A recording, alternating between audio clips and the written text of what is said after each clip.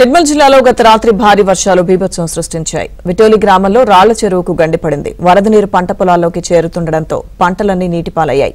చేతికొచ్చే సమయానికి పంటలు మునిగిపోవడంతో రైతులు కన్నీరు మున్నీరవుతున్నారు.